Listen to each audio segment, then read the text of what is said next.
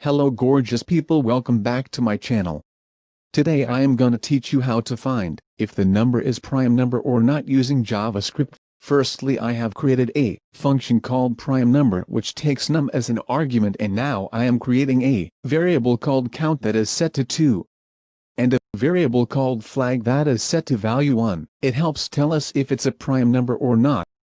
Now let's make a while loop that checks if count is less than num or not. Inside the while loop we will create a if statement that if num modules count is equivalent to 0 or not.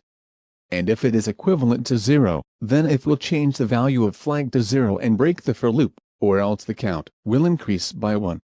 Then at last we are going to make a if-else statement to check if flag is equivalent to 1 or not, and if flag is equivalent to 1 then print the following in to the console, and if it is not equivalent to 1, then it will print that the number is not a prime number. So let's test it out with some examples.